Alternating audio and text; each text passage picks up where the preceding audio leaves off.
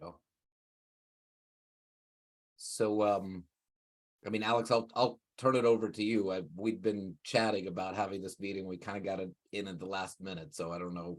We'll have everyone here now, but The Yeah, sure. Did last minute Fred was get? my fault. But Steve. No, I was curious. How did Frel get confused? Is this one of the? Well, we use GMT, so it wasn't like we were worried about UK US being offset for time zones because we're in sync. I think what might have happened is and I'm not sure, from your feedback in Slack, I removed the half-hour time slots. Oh. And I don't know if that deleted his poll entry, but I opened it back up yesterday when he said that he voted, but he was unable to it didn't show up. So I think maybe if you want to start with that, that's on the agenda. There was actually equal votes in the doodle poll for this time slot and the next time slot. I don't know if we want to. I mean, I'd personally, I don't know. Josh has some concerns about being too late in the day. I think I would say this time is good for now, but I am a tiny bit concerned about having it on Friday, especially so late in Europe, that it'll be hard for what I was thinking is new people. Like we'll probably, oh yeah, we need to get there and chat, but like nobody is going to want to join for the first time on like late on a Friday. So let's keep an eye on if we're getting in the way of people joining was the main thing I was thinking. Okay, but the time. Yeah, go ahead. Yeah. The time slot that was actually recommended by the doodle poll or was elected by the doodle poll would have been the next time slot, which is 1700 GMT. So isn't it 1700 GMT now? So hard. I thought it was 16. This is 16 now, yeah. Oh, okay. Sorry. And yeah, Frel's so we'd be saying he pushing... could join at 17 also, which is worse on your evening European time. Yeah, it's really getting late. I'd kind of lean to 1600. Just looking at the latest doodle poll.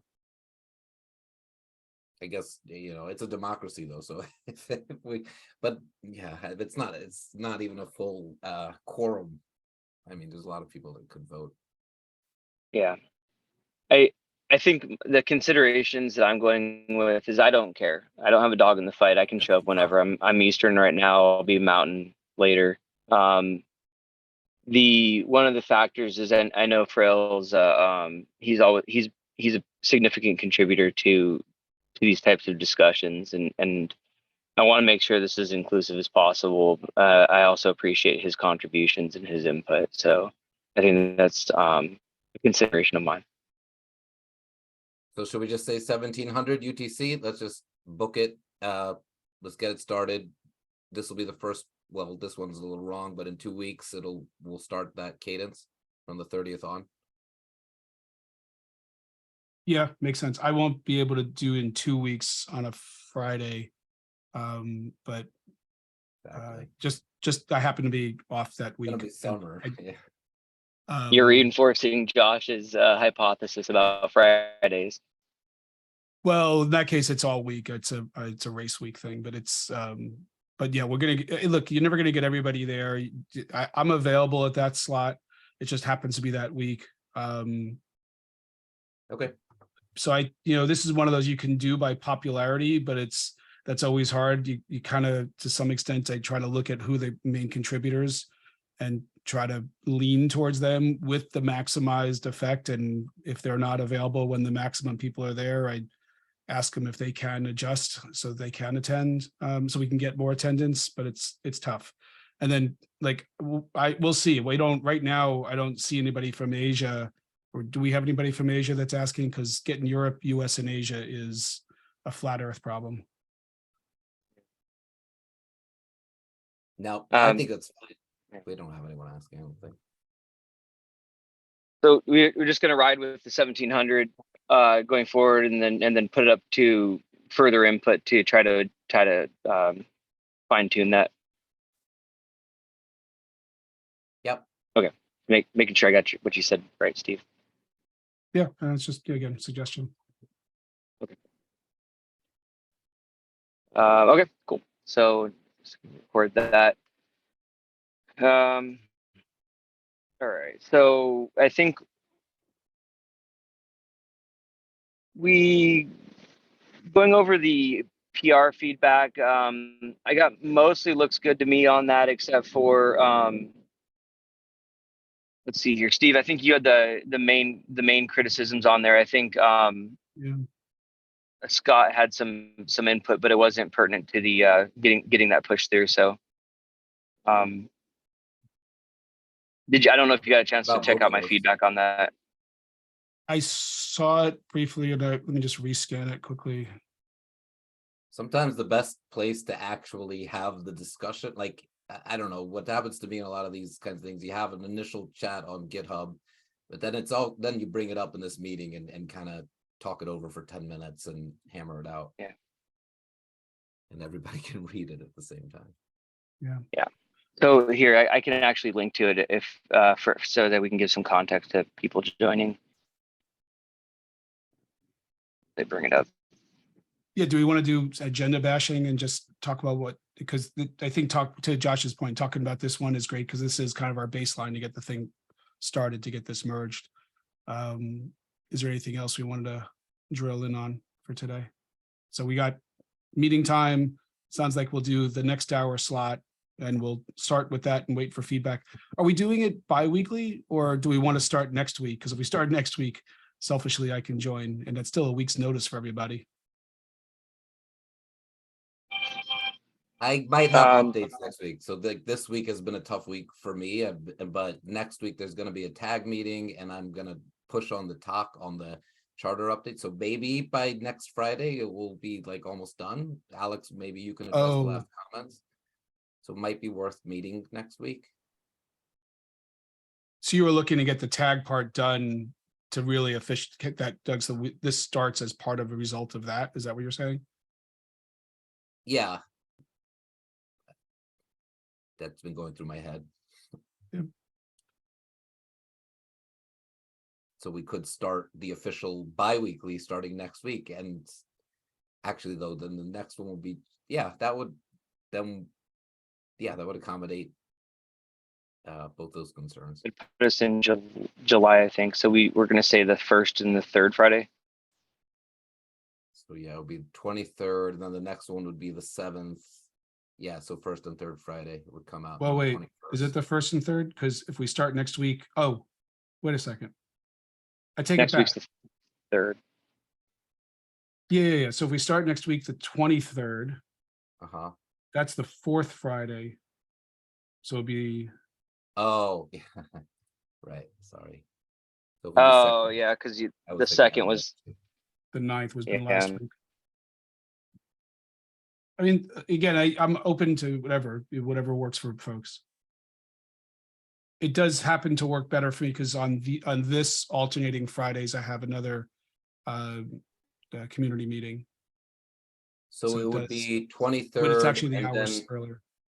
are we thinking 23rd and then 14 at July 14 and then July 28th and then second and fourth? Oh, I see, because the Don't way the confuse. weeks work. Do we want to really? All right, so this is Yeah, the amount of time we spend on these logistics versus the fun part. Yeah. Try to run through do, this, but right. do we want to simply say the second and fourth, or do we just want to start next week as alternating weeks? Because I think people have stuff on their calendar as alternating weeks and not really worried about it's almost like the Thanksgiving effect, right? Which week is it? As opposed to people just put on their calendar every other week, and it happens to fall at different numbered weeks on each month. Most of the CNCF meetings are like first and third or second and fourth. So I think I would lean to say, let's schedule it second and fourth, and then next week will automatically be grandfathered into that. So we'll get I got you. I think that creates some nice downtime in some extended periods for us to get stuff done or for developments to happen in It between is really meetings. nice on the month, so there's a fifth week. I have this week all to myself. Yeah. Oh, Nice. okay. I said fortnightly in Slack, so I'll just amend that then and say and be more concrete about twice a month. Sounds good. Yeah, and I'll open the issues upstream to get that official, and then we don't have to talk about this again for at least a couple months. Until we decide we don't want it on Savings time Fridays anymore.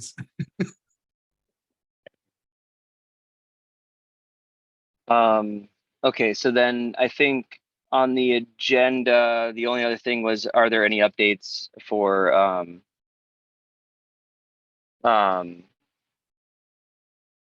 the working group establishment, or do we know? I saw that we were tagged. The PR was tagged in another issue. Haven't seen any responses there. I didn't, Josh. If I'm kind of putting you on a spot here, but The talk issue, yeah, that I need to push them to reply. I think, did Emily reply? I need to look at that. I think she assigned 2 reviewers. Yeah, so I basically need to push on them. Is Justin one of them? Yes, good. So I just need to ask them to review, and I think the tag meeting on Wednesday will be a good point for me to do that. I'm gonna bring it up in the meeting. Hopefully Justin will be there, and he, I'll explicitly ask him. I'm gonna tell him beforehand though too. I'll probably raise it in like the mailing group threads, that the CNCF list. Too. So yeah. It's just typical, just kind of takes a little time to get anything done because it's all people do it in their spare time and when they can fit in. And This is stuff also, Josh, like I want to make sure that I don't, I'm subscribing to the right lists and interacting, engaging those parts of the community too. So maybe we can just work on getting me set up there too, so I can, so you not, oh yeah, you don't okay, feel like you great. have to So then do all let of this. me, yeah, good point. Let me then be more explicit and say what I'm talking about. So here I'm pasting in the list. I'm a little bit like catching up today, so sorry about that. But here's like the CNCF lists. Like you can join the talk list. There's one for tag app delivery. So if you're really good, some of the groups post the day before every meeting, like we're meeting tomorrow, don't forget, add to the agenda. That's good stuff to do. You'll get more people coming. So Definitely a thumbs up for that. I mean, there's, even when you have something booked on the calendar, something always comes up, and to know there's a topic you're interested in helps with the priority of juggling. It's more the discipline for the group to get the agenda updated before. yeah, I try to, like, if for my groups, like at least a few hours before, kind of post like we're meeting, here's the notes, here's the agenda items.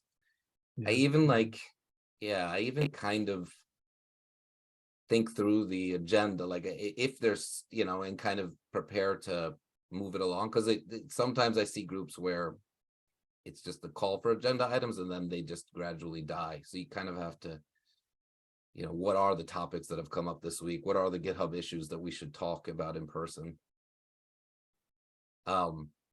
Speaking of which, so I see Scott, one of Scott's comments is how do we maintain the maintainer list? I don't want to discount that. So I'll follow up with him though. Meaning Scott Rigby wrote on that thing, like how to, like, yeah, we don't want to put the interested parties into GitHub because it causes a lot of turnover, and but maybe we can get it somewhere else. I'll pursue with that.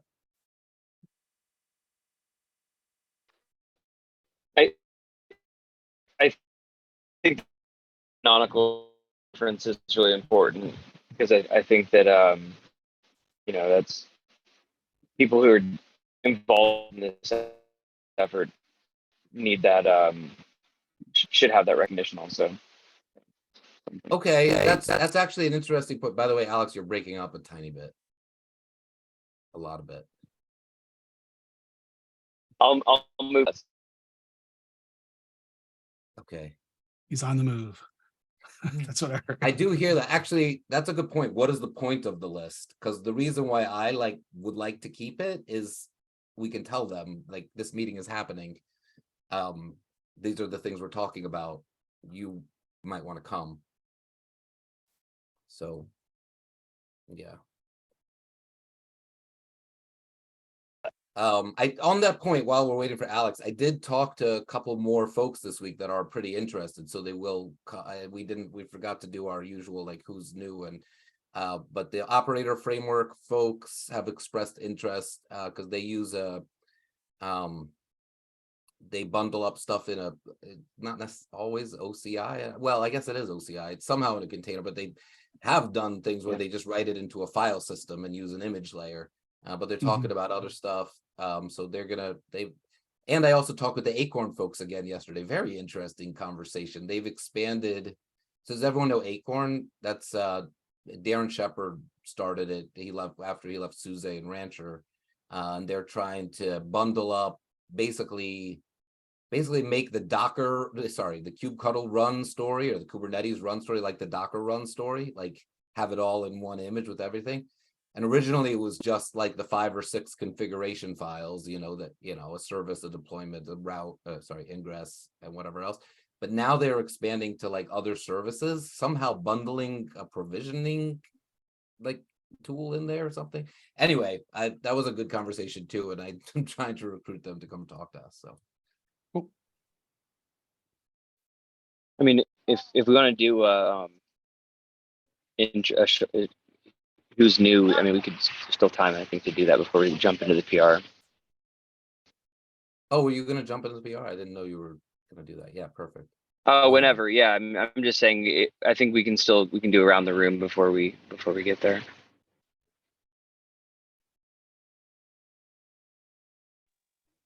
So there's a couple of new folks.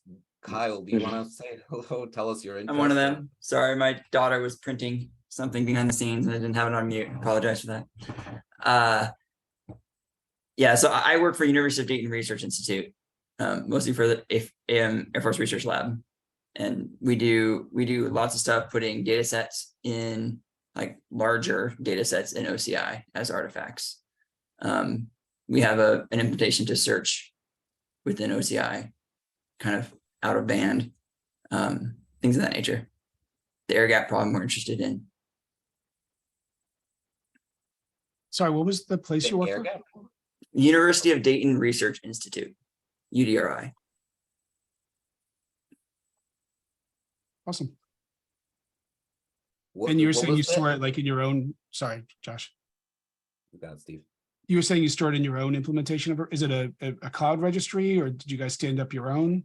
No, we use standard OCI registries of various flavors, all the standard ones. But we have a tool and a CSI driver that allows us to mount data sets within pods, things of that nature.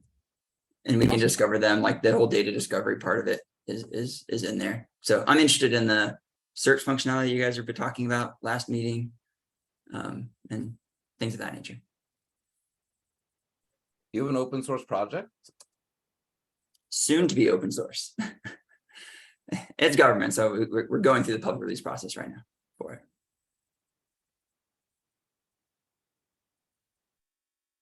Yeah, one of the, I guess I'll just throw this out there since that, I mean, we just wanted an intro, so thank you, Kyle. But one of the things that I've tried to do in the platforms group is like also like if somebody has a major use case that they can share with us, like even just spending 10 minutes and describing what you're doing, that can really inform, other stuff. So maybe, we put you on the agenda one day to just give an overview of your project. Yeah, once it's officially public release, should be a month or so, then I can talk all about it. So.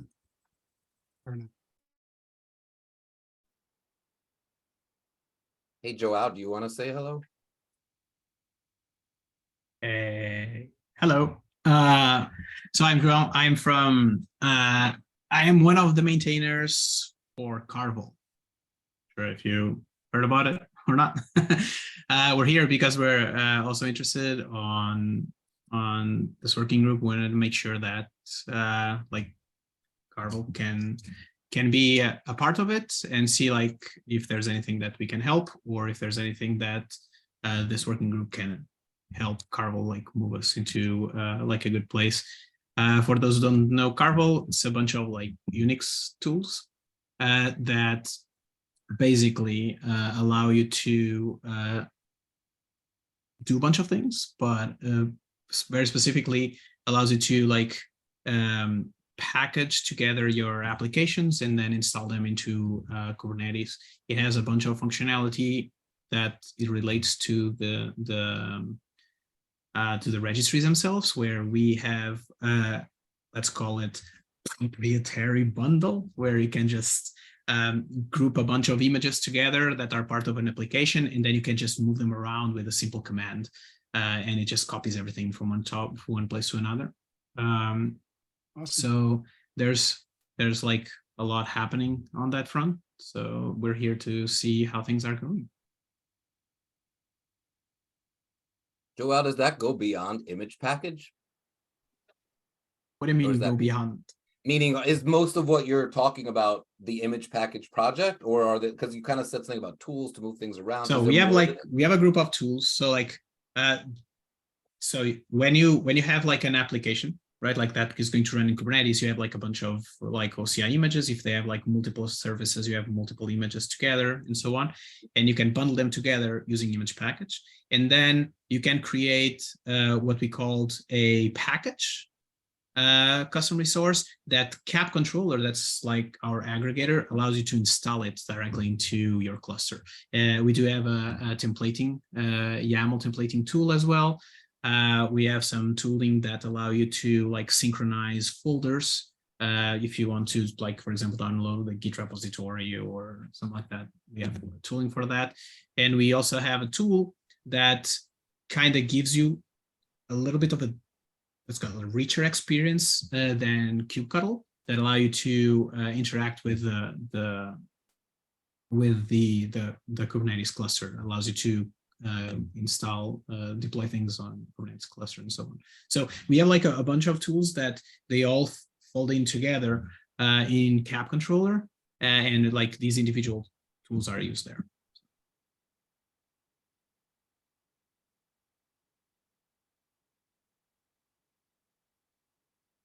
Yeah, thanks for sharing. I feel like these are the right people, and so we're getting the right people in this discussion. Operator framework is similar kind of stuff, and Acorn even is similar too. So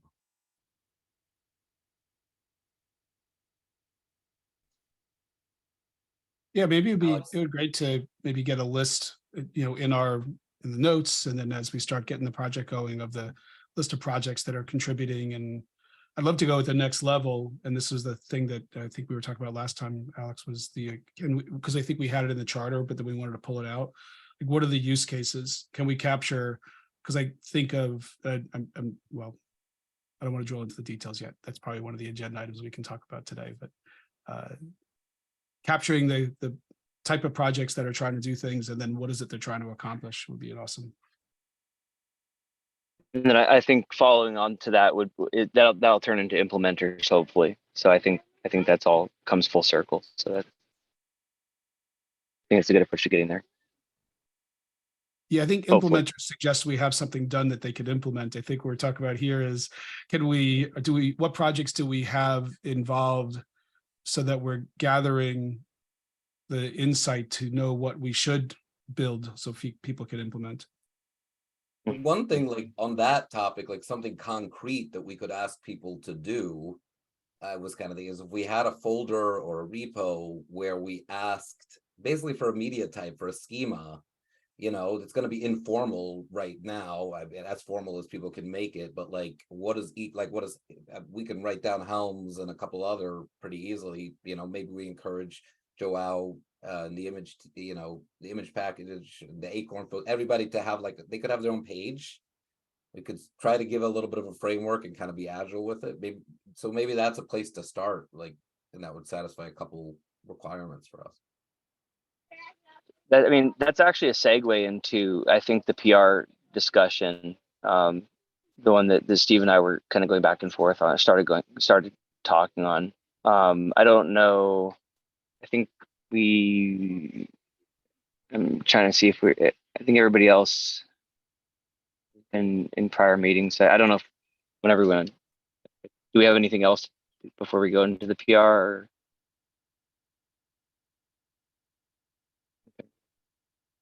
I'll go for it. So let's see if I have my link still on my clipboard. Nope.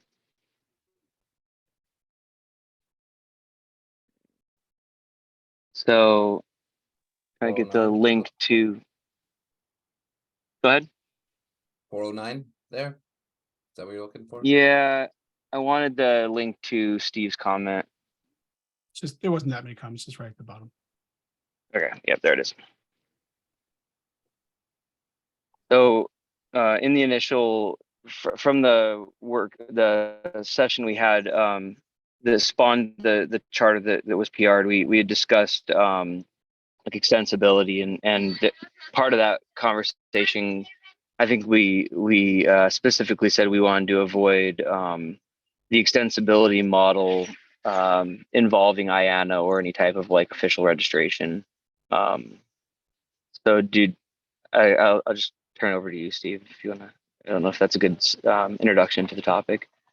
Yeah, sure. So I think that because there's definitely an idea here, and I know that what you were doing, and I keep on calling it UOR. How do I pronounce the new project name? Boris. Of course. Okay.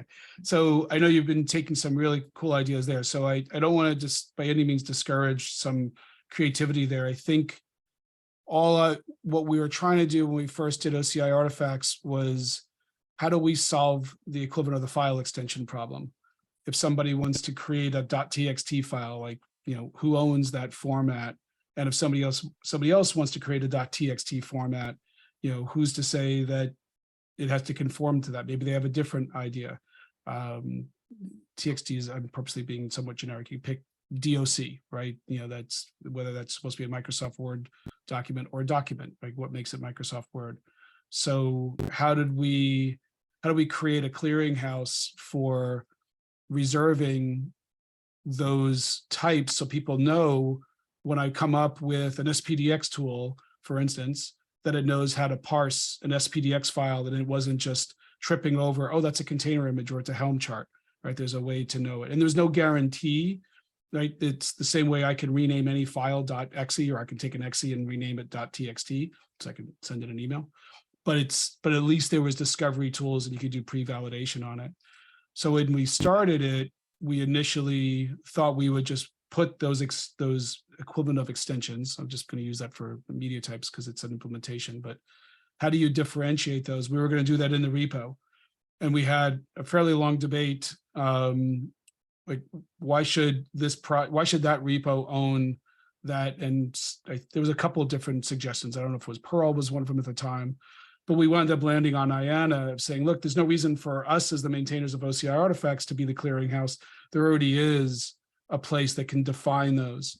And then we documented that. We registered one of the media types, and then we documented the steps. So I think really the question is, if we want to roll that back a little bit, do we think that there's value in understanding what a Helm chart is compared to a Carvel package, compared to something that Kyle's building?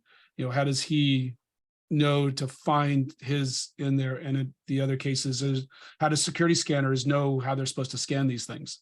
Because some are overlay file systems, some are different things. So that was the main piece. So if we know how to do that, do we think that that's still important? So that I can look at a registry browser and say, oh, this is a Helm chart, this is a thing, this is a thing, this is a foo and a bar. If we think that's important, how would we go about doing it if it's not because that's been kind of the big discussion, even in the latest reference types and merging the new artifact stuff into the image spec. So that was really, that was Yeah. what that was about. I think where you saw you going was, I think it was Jennifer was calling this out, was how do we make information, this as part of the search part, how do we make interesting information searchable without a registry having to know each file format? That's the part that got super interesting, because like we can index annotations, but annotations aren't really rich enough. So you can index the tags, obviously, the digest, the annotations, the platform for when platform is defined. But if I want to put an SPDX document or a CycloneDX document in there, and I want to find all the log4j or the latest move it, references, how would I search that without knowing the SPDX format? And maybe that's okay, but that's where what I saw you guys doing got really super interesting. Yeah, I think understanding the schema of labels is really important, and I think that's what you're saying with the ION registration. We needed some like, second time I'm gonna say this in this meeting, canonical reference to refer to a label that we assign to an artifact, right? And that's what IANA was for us with artifacts. I think that and I'm trying to, hold on a second.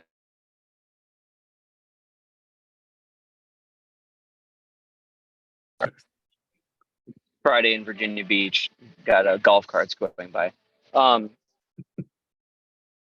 So I think that and I'm trying to, I'm the hard part about having this conversation is not going into the UR conceptual model as we're, because that goes into implementation. It's kind of, and I know as I try to explain this, I'm probably going to do a terrible job at it without kind of diving into that aspect of it. But what we ended up doing was we just said, if you have to first publish a schema to a registry, and then all references, all labels made under that schema will then refer to the schema that was published. So then whether the schema was published to Docker Hub or to ACR or wherever, then we'll always refer to its published namespace, and then they can do their semantic versioning with tags or whatever thereafter in that namespace. Or we can just refer straight to the content ID if we want to lock into a specific version of that published schema. And so I think, to me, like, having been the consumer of OCI artifacts in the past and wanting to refer to those with my own conventions or my own semantics, it was super frustrating not having extensibility built into OCI, where I could just say, okay, well, this image, this artifact type equals my own label, and this artifact equals my own label that are meaningful to me as a user. Because, and I mean, now we can do that, right? Because if the registries aren't gatekeeping by media type, and we can just publish any media type, that solves that problem of it. But then, like you had gone into, we have to index this stuff now and create meaningful searches where you can establish artifact relationships. And I don't know another way of saying it, so I'll just say multi-dimensional references to artifacts, right? Where you publish an artifact, I refer to it as a cat, you refer to it as a dog. At the end of the day, both are true because we're both talking about the same artifact. So I was just trying to convey in my response to you that thought that extensibility and dynamic extensibility would be relevant to the next phase of artifacts. Yeah, I think this is part of what's, because we're jumping into some great ideas on an implementation, but I think that's what I was trying to start with earlier, but I didn't want to drill in yet. What are the use cases we want to solve? Because I think that's like you're touching on some challenges that you found and proposing a solution which is cool, but what is the use case that we're trying to solve? So that might be, and I think hold on, I started typing this and was holding to wait and paste it. So like I think of user stories in 3 categories. Like what are end users trying to do? You know, somebody that's trying to use a Carvel package, you know, for instance, or a Helm chart. What exactly are they trying to do? Because that's where we're really trying to enable. And then there's the artifact authors. What is it that they need for their package type? And this is kind of where you're getting into from a UOR framework model. This is some ideas that you're trying to enable, which I know you're trying to do more generic as well. And then what is the impact we're putting on registry operators? Because sure, we can do this client side, but that doesn't scale very well. That was the big problem with the Helm charts, right? Is that it brought down this index, which was fine for a curated list, but customers that were pushing, a new Helm chart for every build, it just blew up. So the assumption is at some point there will be a registry side implementation based on a spec, and they can choose to opt into it or not. So if I think we break up the user stories from those 3 categories, and there may be more, then we could probably surface the root of what you're trying to accomplish. And then might make more sense for the proposal you're recommending would have some framing, because not only would tick that user story off, but it might tick 3 other user stories off, such as how do I index all these different types? I'm trying to think about how to, so you have a jar, right? And we refer to that jar in a POM. We refer to that jar in an image, right? It becomes part of, I don't know, whatever container. We refer to that jar as its CVE rating, or if it has any CVEs. We can refer to that jar in a million different dimensions, or different ways. And I guess where I'm coming at from with this is trying to not predict the ways that we're going to refer to the jar in the future, right? And letting the user make their references, their searchable references to the jar in whatever way is meaningful to them. And we might find out that way is meaningful to other people too, right? Or other users in the system if they expose that reference to public view, or if they share that view with somebody else. So I'm just trying to, I guess that's my use case, and I don't know if that is in the push phase of your user stories, or if that is in another, if that's another category of user story. Yeah, it's Ram's got his hand up. Yeah. So one thing that I wanted to suggest here is it possible for real customers or users to start filing issues against some place, saying that this is what we have been looking for. This is something that we have not been able to do with the status quo in the community, or and file issues there, so that drives all the decision making, because those are real pain points. So in this room, yes, we have the designers and we'll implement, but without paying attention to those things, I think what we achieve is going to be somewhat questionable, because you want to be really driven by real pain points. So I don't know if there is a place where people can file issues saying that this is what we would like to see. We will, and this is coming from the users of things, right? They are not going to be designing or implementing. They're looking to the community to do that, but at least the pain points are documented somewhere. I really like that. I really like that approach. I think maybe this is a chicken and the egg problem based on what you're saying is right now, I think how important is the extensibility model, or just referencing that in the charter? And then maybe once we get past this charter, maybe the very next thing we talk about is provisioning a space, or repo, or something where that's going to be where we can start collecting those issues. So it's capturing what is extensive. Why is it we need another extensibility model? And it sounds like it sounds bad. I'm not trying to say another, like we shouldn't have another. What is the general thing is, the first part with OCR was, hey, we can store things besides container images, and they don't have to file a unified file, overlay system. It could just be one or many blobs, and you don't need a config and blah, blah, blah. That itself was, an abstraction over the existing infrastructure. Then we have the reference types and so forth. What you're proposing, and I like it, don't get me wrong, that's why I'm trying to not back off and not suggest another is bad. I'm trying, there's another abstraction level that you're proposing, and I'm just trying to ground it in what does an end user get? What does an artifact author get? What does a registry operator get? Because I think of those as the actors. Maybe I should rephrase that in the user stories. Is there's three main actors, and that abstraction model, where does that help? Because I believe it will, certainly in how do I search metadata across different things, but I haven't got my head wrapped around exactly where yet. So that's just for me. I don't know if others are feeling the same way. I'm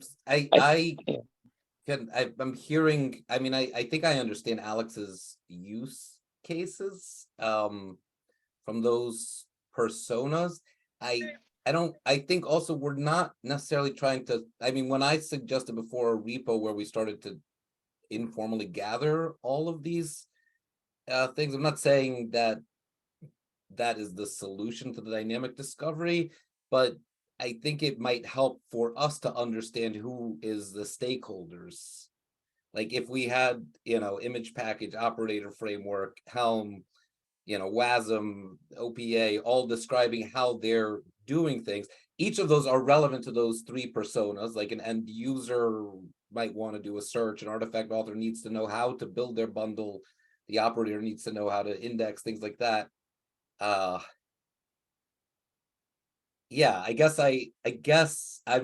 just wanted to clarify, like maybe it's like a step in the direction. The repo could have the issues where people could submit their concerns, and we can start having the artifact authors describing their types informally so we can move forward. Yeah. Can we, in this charter doc, just maybe make a reference that, we're going to address extensibility and try to find an optimal or preferable extensibility model, whether that's IANA or whether. Why is it extensibility? What, I guess maybe the term is a little throwing me off. Like, isn't it just, okay. I don't know what it's just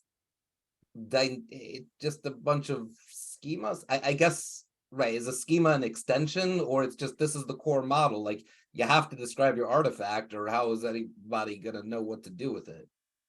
Like, I guess images is just to me a specific instance of a media type and the schema.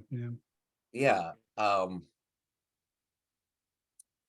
I think, Alex, part of what I'm trying to learn from the the pains and the struggles and the scars we've had to get to this point. And oftentimes, especially with people coming and going because they're busy schedules and so forth, is what is it we're trying to solve? Because we wind up focusing on solutions because, as developers and so forth, we like, designing things. The question winds up becoming, hey, that's a great design. Does it apply to this problem? And so getting a shared understanding of what problems we're trying to solve, then the extensibility thing you're proposing might make a lot more sense because, it points to these 4 user stories and it may not solve the other user story, but it doesn't conflict with it. So it becomes obvious that we should do it. So that's part of why I'm pushing on it, is how do we mitigate debates on a design later on, because we didn't really capture what we were trying to solve. And there was tribal knowledge amongst a bunch of people that were there, and then somebody else would show up and not understand why we're talking about suspension bridges over Lake Union. Does that make sense? Yeah, I don't really have any like concrete feelings about this, right? Like I think that being able to make these multidimensional references is important, right? But like I don't know how to. I don't have any feelings about how we capture that in the charter, or if that's even talking.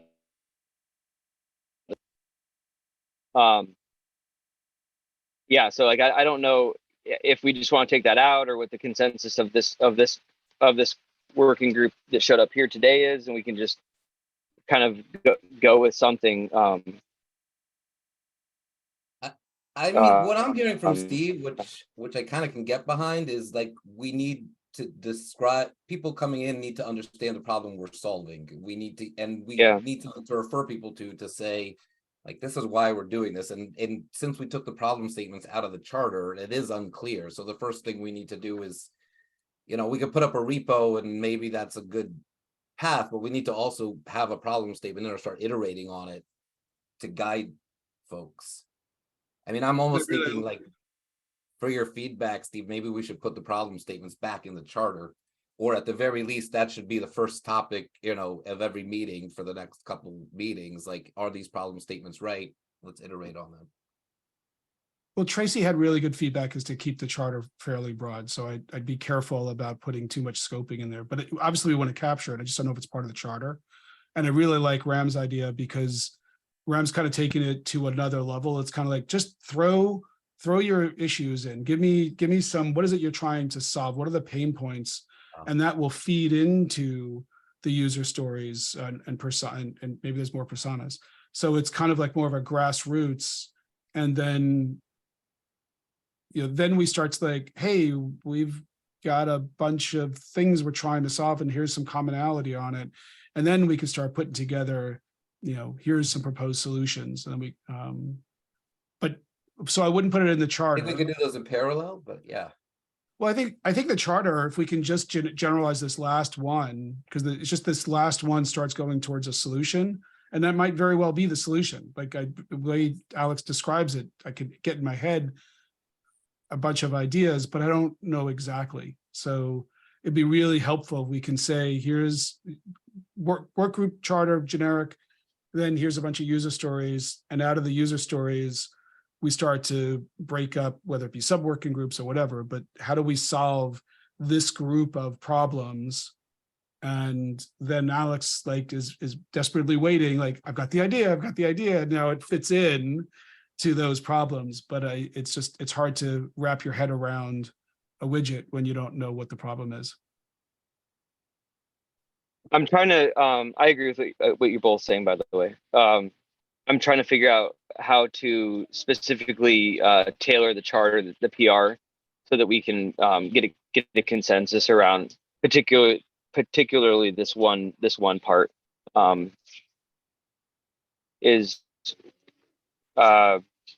just looking for suggestions, like specifically, Steve, like what would you like to see there? Or just take line 20 out of 8 altogether. And we've got others here, so I want to give others Okay. a chance to weigh in.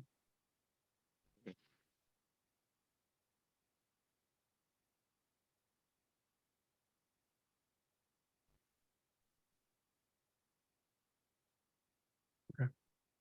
I mean, I think we just generalized that one and don't talk about the extensibility, because let me go back and look at the way it's worded. Yeah, I'm also trying to figure out exactly, like, the goals themselves, Steve, kind of say gather existing schemas, develop a pattern for dynamically discovering schemas. That, are Do you we saying need to that do that? itself is a solution? The whole notion? It could be, and like I said, there's something here. So I'm trying to not discourage an idea. It's just it feels a little early. Like one of the, when we say gathering existing schemas, is that because we're trying to be the clearinghouse of schemas, or we're trying to see the schemas that people are trying to create so that we can figure out a solution to them? Or do we want to back up even more because, I've talked to a bunch of folks that were doing, various OCI artifacts implementations, and they would, hey, this is what we're thinking. And rather than, it was hard for me to give them feedback on the schema if I didn't understand what they were doing. So I would talk to them like, all right, let's back up. What is it you're trying to solve? How is your artifact going to be used? And then we could come back and go like, oh, okay, this makes sense. And maybe you want to try this other thing.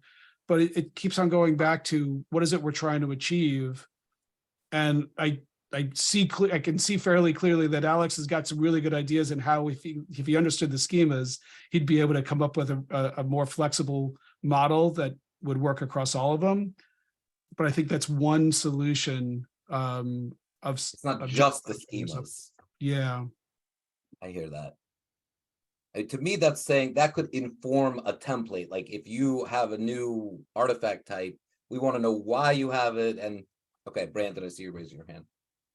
Yeah, when we were first coming up with the whole implementation for how we're going to add artifacts into OCI with the reverse types and stuff like that, we really shied away from trying to become the clearinghouse over on the OCI side, just because we knew that we were never going to be able to predict everything anybody was ever going to try to do with this. There's always going to be some use case that someone doesn't tell you about and, trying to implement. So having it just deferred off to just have a valid media type, register, not just a valid media type.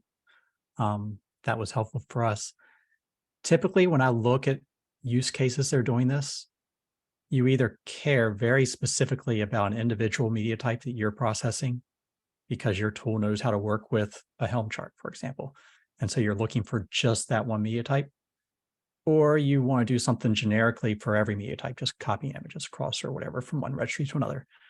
And therefore you don't really need that clearinghouse in either one of those cases. And so what I'm looking for to get out of this is, if there's a clearinghouse that's needed, what's the value add of having it somewhere? Otherwise, we're just making work for make work, and I don't want to do that. For personally, the reason why I wanted to gather the people that are doing these schemas and learn from them, so that we can inform something shared. So if there are 10 different people building a bundle with a couple images and 10 Kubernetes manifests, they don't have to have 10 different, slightly different patterns. We can, obviously they will at first, but by writing them down, then we have a place to compare them. Like, actually, this was my approach with OpenAPI 10 years ago. I had a director who was like, how can I make, Microsoft's OneDrive API and Google's, G Drive API the same? And I'm like, you can't, but at least if we can specify them openly, then we can move them closer together.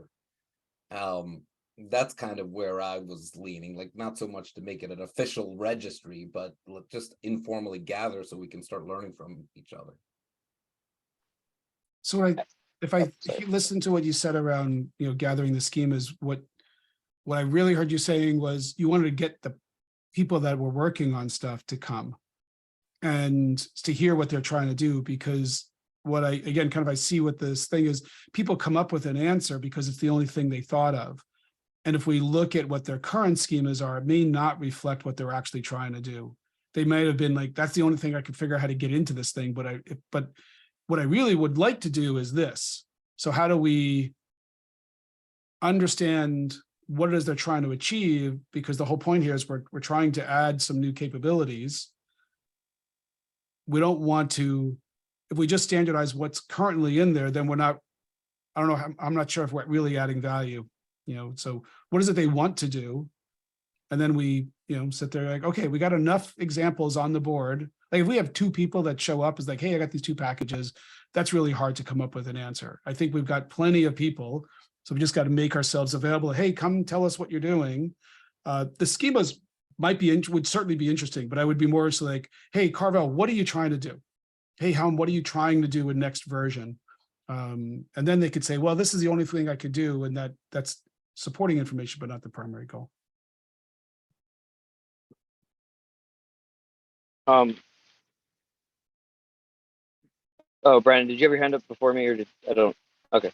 I think as I'm hearing us talk about this, and Steve kind of hit on the head earlier in this conversation, is we're talking about an abstraction, right? Like artifacts already have their extensibility model or their schema registration, right? But we're talking about how do we index those in a uniform way, right? Something that can deterministically be used to resolve semantics to a content address, or a relationship to a content address or something like that, right? And so I guess, and I'm not, maybe my wording's been imprecise here when I say extensibility. It's kind of maybe this is even less helpful, but this idea of a meta model or a pattern that's used to describe how we can deterministically index any schema, right? So, to make these the content resolution deterministic, and that transcends registries, right? Because you might have artifacts that span registries, and so I don't know if that clarifies by the way, I did not write the line 28 in this. I am but the messenger, but I do think it's important to discuss. I don't know if that clarifies or muddies it more. Yeah, muddies it more. Because what I was going to say was that it sounded like what we were initially saying was that we're going to have just a list of examples of people that have done this, and so that other folks that are coming in there are building up their own examples of what they have implemented. Example implementations out there can see, oh, someone else already did something really similar to me. Let me go take a look at what they're doing before I register myself over here.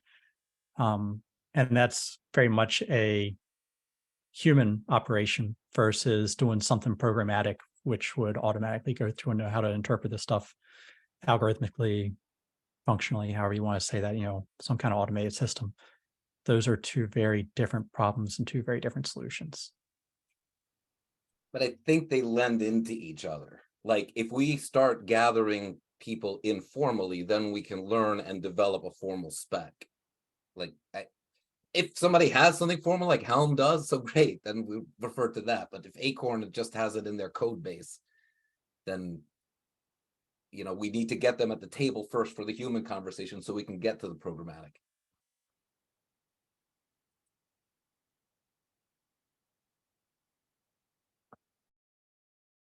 Wow.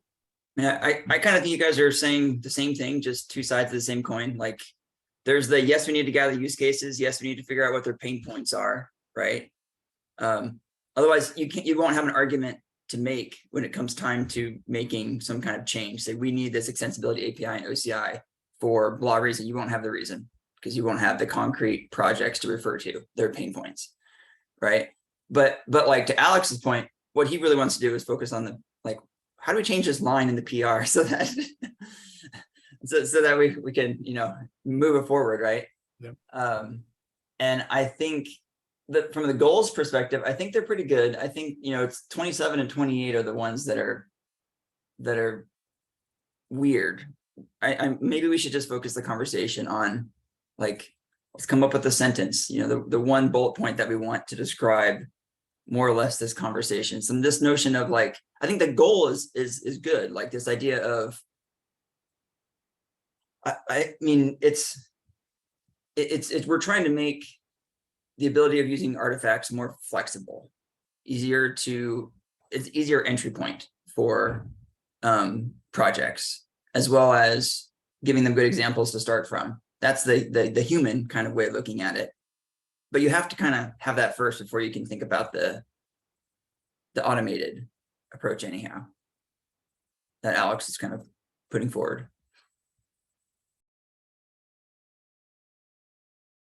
Yeah, I dig it. I think, like, if you could just tell me what you want in 27, 28, you just puppet my fingers and I will write those things. I think we're getting at, we don't want to specifically gather schemas. We want to gather users of artifacts, and the personas can be, we could even say persona specific ones, artifact authors or registry runners.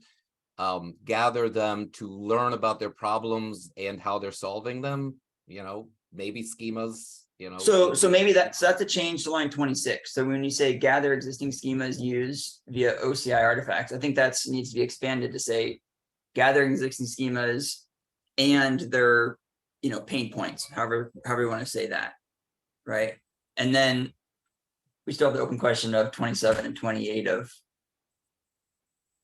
what we're going after there. Yeah, So I maybe used to- that could be, oh, sorry, Steve. Well, I was gonna say, if people want to just brainstorm, so I used to do this when we were in the office. Everybody would write on the whiteboard or write on a Post-it note, and no idea is a bad idea, and you put it up, and you can look at all of them and start to get it. So in this world, if people wanted to start typing some ideas in the notes that Josh pasted, then maybe we could just brainstorm over that and figure out what's a good consensus. Because I think that my push was more, how do we make it generic? How do we take implementation completely out of it, and really focus, like, let's capture the needs. That's why I really like Ram's suggestion. What are we trying to achieve with the school? What is our objective here? Because like, that's the part that I'm not following. It just feels like that those two sentences are just like, okay, we wanna do some coding. That's what I read from there, right? So like Jumping to a solution. so like in some sense, like I'd be okay with not having those two lines at all. But at the same time, I'd like to try to understand, like, what are you trying to do here, like with these two lines? What is our objective? If you can find that, maybe it would be easier. At least like for me, like I think your suggestion, Steve, was good, but personally, I don't know what to write, because I'm not 100% sure what we want to achieve with the school. For me, it's about finding a pattern, or defining a pattern, or proposing a pattern, that we make references to artifacts with. And I don't know if that's helpful, but as I hear you ask that question, the first thing that came to mind was I think we've used the word pattern within the charter also somewhere else, but it's identifying a pattern that we refer to artifacts with. And I don't know if the group shares that sentiment, but it came to mind.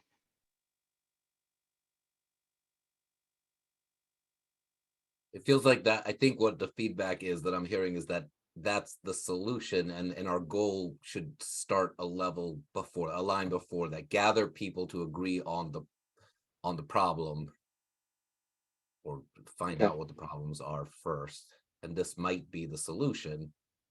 But we don't want that as the top line goal, because maybe this isn't the solution. Maybe the real problem is a little bit different, and then the solution is a little different. So from what I understood, like line 27 and 28 are basically like, let's call it like, I don't know, keep on beating this on this being the implementation, but it kind of feels like that what we want to do here is find a way on how to contribute to a common data model for our artifacts, right? Like if we have a common data model, we'll be able to get a way to, how do we query this data model in order to get the information that we want, right? It's like, in some sense, kind of feels like this, if we find a pattern, like when we find a pattern, we'll be able to contribute it to the common data model. And so from there, we'll be able to query the artifacts from whatever they are, right? Like, I feel like maybe it makes sense. I don't know. Line 29. So you're basically saying that line 29 maybe should be the first line, and maybe those are, for example, maybe the way we achieve this is by gathering up existing schemas or something. So you take out 27 and 28, and then 29 encapsulates both of those. If you want to keep the reference, like maybe they could be like bullet points or something like that. That, I don't know.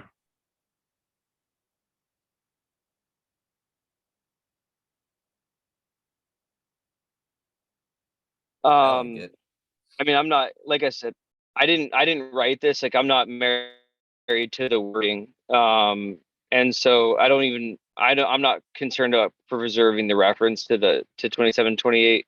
I'm okay with deleting it if people are okay with that, or if we feel like we need that reference in there, then I can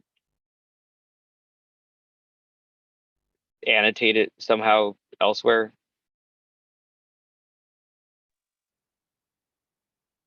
I don't think you need it.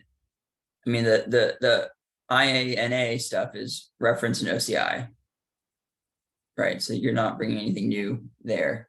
The dynamic discovery stuff, we clearly have to talk about that more and like figure out how we want to articulate that. So if we take it out, then what are we missing in the goals? Like, are we missing some key aspect of our goals, like as a whole? I still think we might be missing something. I just don't know exactly what it is yet. I just realized I repeated myself.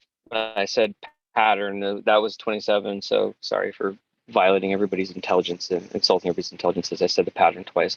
I think that common data model encapsulates the pattern that 27 describes. I think it encapsulates line 28, the extensibility that line 28 describes. And I'm not even sure that dynamic discovery is relevant in that conversation either, because that would fall under, I guess a data model doesn't define behavior, but I think that the discovery would be enabled by the data model. So I'm not sure if that also goes away. Yeah, I'm gonna raise my hand there. I think what you might be touching on, Kyle, and I just realized that common data model, kind of in contrast to a distributed or decentralized data model, might have that implication. And the dynamic discovery kind of goes along with a distributed or decent, like I'll just look up a URL and find your schema. So if you agree, then that would mean, like, it doesn't mean we need to write it in there, but like in our head, there's room for a dynamic or distributed data model too, instead of everybody has to conform to. Is that true? What do people think? Should we express that? I mean, I think if we can just keep on, again, this is kind of like the post-it note exercise. And it doesn't have to be ingrained in this document. We can just type it here as a whiteboard and erase it when we're done with the meeting. But if folks want to type under the suggestions for the PR change, let's take a look at what those could be, and then we could have a conversation, and then we'll just pick one. And we don't need to keep the other ones there if people don't want their bad ideas posted, because no idea is a bad idea.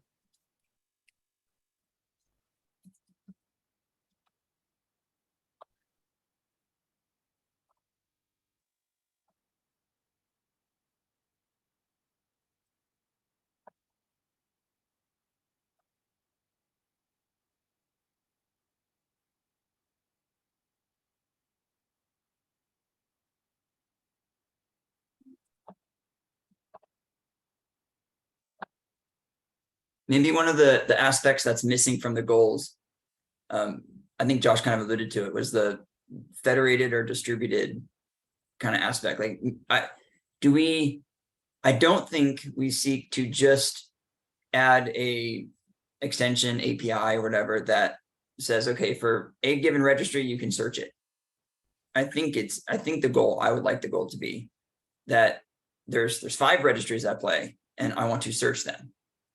You see what I'm saying? There's a difference between, okay, do I have to go search everyone individually, or maybe I do, maybe I can combine them, but some kind of federated approach where, because everybody has data in tons of different registries, local, remote, whatever. I don't know if that wants to be part of the goal or not. Maybe that's overstretching it. I'd be happy if I could search in one, but yes, it'd be nice to be able to search across a couple. Yes. And whether I search across a couple because they all implement the same APIs or not, I don't know. But I also think those are some of the use cases we want to capture. Yeah, like in why I say that is because the technique that I'm using does that. We have because we're separate. We're not like modifying a registry. We have something on the side that can index tons of registries, but it's all kind of depends on the client doing more work than maybe they should, right? But yeah. And I think that's a perfect example of, we want, at that point, you're actually a registry author, a registry operator, and an artifact author at that point. So to be able to, here's what we did, here, right, you explaining, this is how we addressed the problem. And if we only supported X, then you could have, been much better to achieve this other goal. I think those are the kind of things to capture. Would be awesome. Right. I took Steve's advice and just typed my input into the Google Doc. and I try to address the distributed and decentralized distribution and decentralization that we've been discussing. I don't know if federation is a separate item, or if that's encapsulated. I guess it would be a separate concern. But my suggestion is to remove 27, 28, and then make 29 refer to a common data model that supports distribution, decentralization, federation.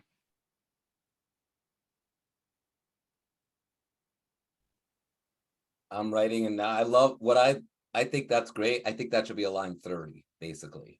Like, I love the 26 that was added, gather needs and pain points, take out 27, 28. 29 says we're contributing to a common data model, and that is kind of just open and generic. Maybe even a sub point of that, or a second, or the line 30 is contribute to a decentralized model. Maybe, or maybe that's a sub bullet, consider a decentralized model.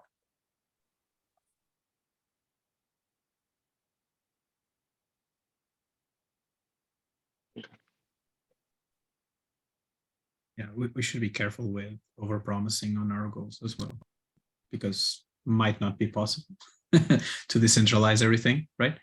So having that as like a bonus or something would be okay, but we should be careful with that. I think OCI artifacts already have I think they already addressed decentralization pretty well. I mean, I don't think the refers does specifically, but I think that with OCI artifacts, you can make decentralized references to anything.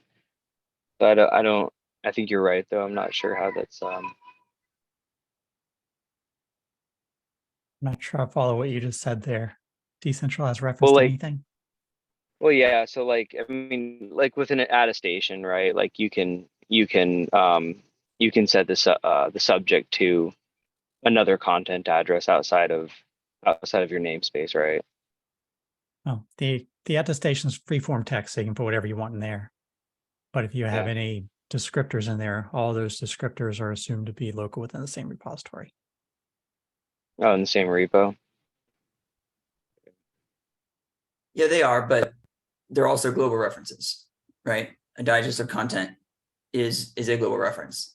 Yes, it's guaranteed it's available in that repo, but it's also a global reference.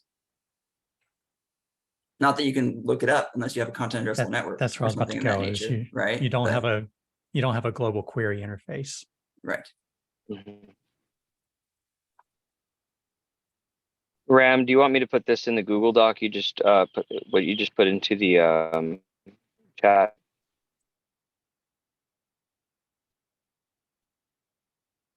Yeah, go ahead, please. Yeah, I'm just trying to capture some salient points here. That's all, sir.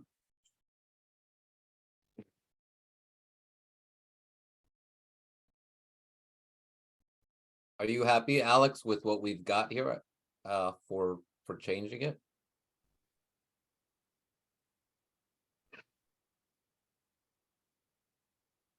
If everybody here can agree to that 27, 28 are removed and 30 or a sub bullet of 29 is addresses. I don't think we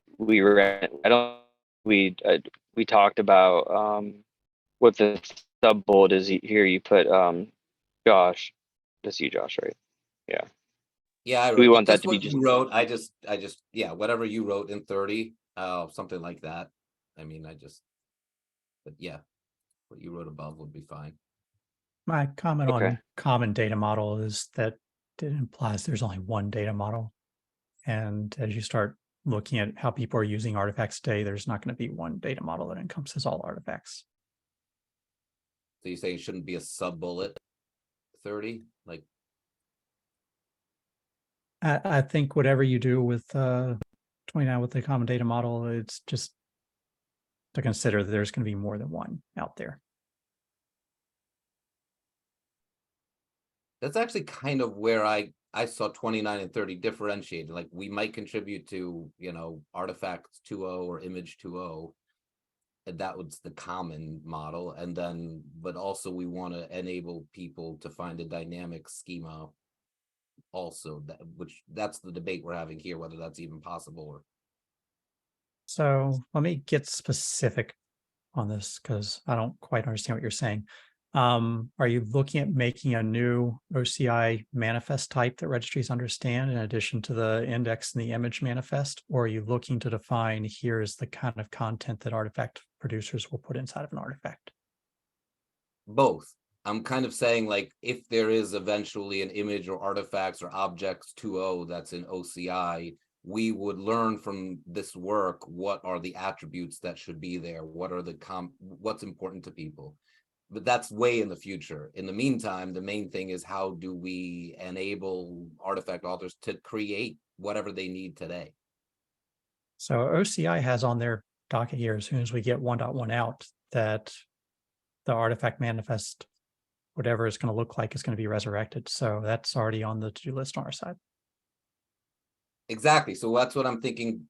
Like, let's say we brought in Helm, OPA, you know, Acorn, all these folks, that should influence your work on what you do next. I guess it doesn't have to go in our charter then, but that's what it says. That's why it says contribute to that. Like you would come look at the repo and see the 20 use cases, and that would help you with the next spec.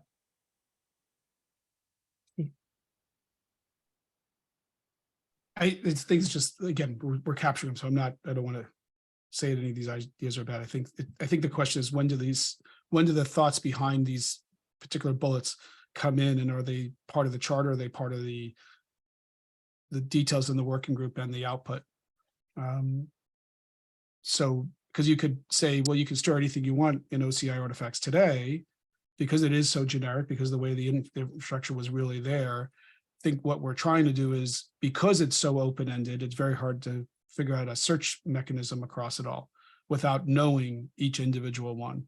So this is where, again, I want to capture the requirements first, but I can see where Alex is going, is whether it's the schema for your entire file system, or whether, hey, when you want to expose content to be searched, maybe here's this generic thing. So it's, you know, it's a side payload. And I'm totally riffing on an idea to try to tie where the solution might tie into the requirements. We still need to gather requirements. So just how do we make the charter focus on the end result as opposed to what's the implementation that gets the end result?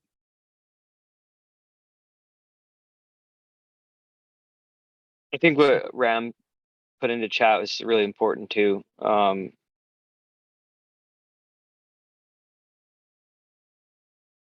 Ram, do you mind if we copy and paste? I just didn't want to paste. I didn't know if you had it in chat as opposed to the doc for a reason. Oh, you want me to copy and paste what it's? I didn't want to. Already did. It's already there now. Okay. Oh, okay, great. Mhm. Thank you. So we have 9 minutes left, Josh, just to play time cop. Do we want to triage? I thought we're 20 minutes over, actually. Oh, are we? Yeah. Shit. Yeah. Yeah, we do need to cut this off. Oh, we are should 20 minutes. Oh, yeah. probably- Sorry, like, wrong oh, time so slot. Thank Yeah. everybody for staying. Time flies when you're having so much fun. Yeah, this is an interesting conversation. I just want to, I guess for me, I'm looking at Alex. Do you have what you need to make the next iteration? Do you want us to comment more in the issue in GitHub? Yeah, I would like more input in the comments in GitHub. Specifically, I would really like to understand, like, I think we talked about federation, decentralization, distribution, and I'd like to understand if those belong here, where do they belong? Are we saying they belong in 30? Are we saying no? Are we saying a subset of those does? And then, like, I'm sorry, I forgot who said it. Being cognizant of over promising or being too ambitious in the goals, and then getting to a point where we never have met our goals. Yeah, the decentralized the decentralized part and federated and so on, you could argue that's not one of the goals of OCI normally, right? So you could put that, you could have like another section, here's our goals and here's our stretch goals or something, just to kind of separate them out. Brandon was the one who mentioned it. I think he's right. It starts to fall into the, and Steve said, like, if I could just search in one repo, I'd be happy.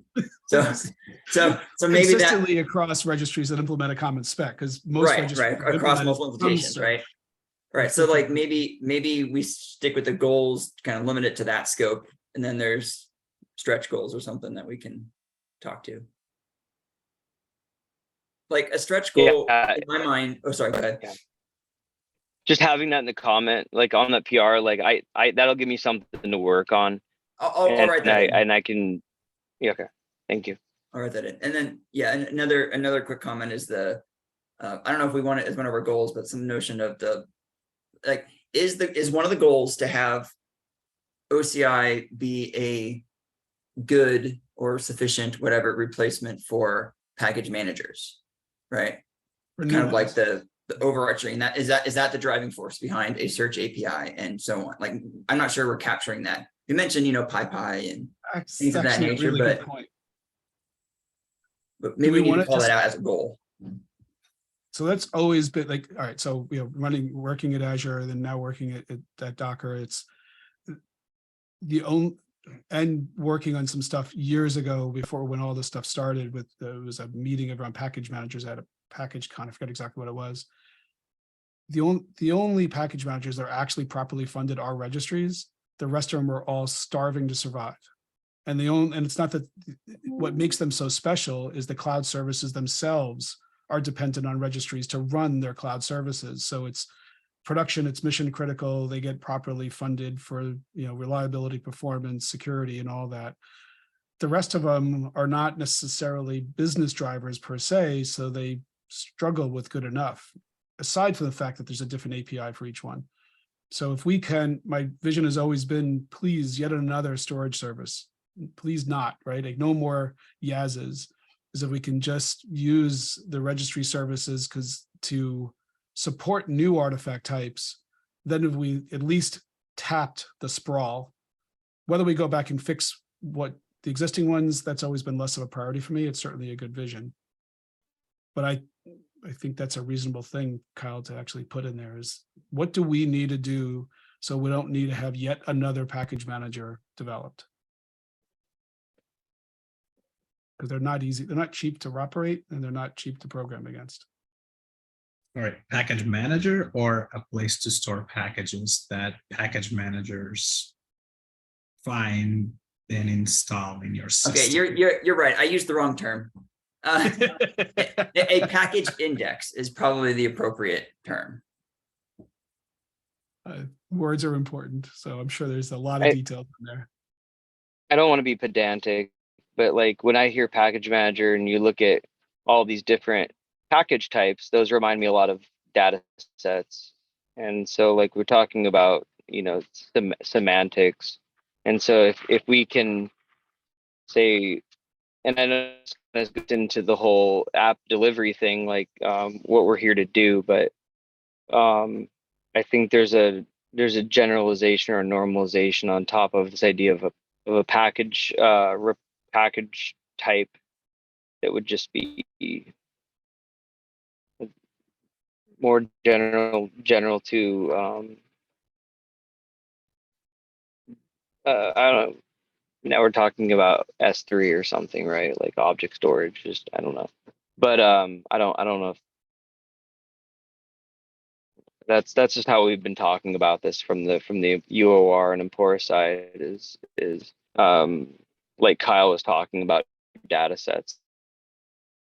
It's like I could see a use case for any type of data set being stored and using this, including packages. Okay, so I kind of think we gotta put a pin in it because we're way over. It's really good conversation about the two things now. I see dynamic discovery. I think we need to discuss that in the GitHub issue. Whether the goals should be broader and putting in OCI, other package types. That's an interesting question. But we should put that in the issue, and maybe we have to talk about it next week. That's kind of what I'm thinking. Let's let this percolate, discuss a little more on the issue. And I Yeah, also bring like a friend where less is too, more. please. Like if we can just get a minimal thing in there that's non-controversial and we want more, it's easy to add. When something's in there, it kind of becomes a you know, I don't know, kick me is the right thing, but less is more. I think that was the main thing I took away from Trace's comment. And if you know of somebody who would have you feel like would have good input on this PR, please share it. I feel like having more input will make it better. So please share. I apologize for officiating a meeting that went over 30 minutes. So please don't hold that against me. We'll try to do better next time. Just you, Alex, I could have said something. All right. Yeah, Ron. Thank Yes, please do that. Yeah. Well, where are they going to be filing issues? On the PR. Oh, do you mean We have a repo. Is the output of this? Do we get a repo somewhere? Well, I was kind of pushing for that, but I'm not sure what the repo's for. Is that what we need to for people to start talking about problem statements? I don't know. I didn't come from this meeting understanding what I'm going to ask for the repo for. I didn't come out of this yet. Can we first get the charter in and then start getting, like, the first step would be like, how can we gather our feedback? Maybe that in that order it make more sense. Yeah, we gotta get I agree. a charter adopted, and then one of the asks would be a repo to work on. So yeah, I think it just goes to the excitement. All right, let's go. So yeah, so if people have comment, I think the best thing right now is to just that running PR that Yep. you know. Or can we get that Please. PR? I think that's what I'm kind of getting at is what can we do to get that PR closed so that you can bring it and then we can start the work. Yeah, we should for sure cut out those line 27, 28. We have consensus on that, I think. And I mean, we could merge it as is with that. It's these other couple things. If we want to drum them up and say it's not totally resolved yet, I don't know. I think we did here, so I'm not sure. I think we have to figure that out in the repo. But if you just took out 27, 28, it would be enough. But yeah, now we kind of need these couple other things to figure out.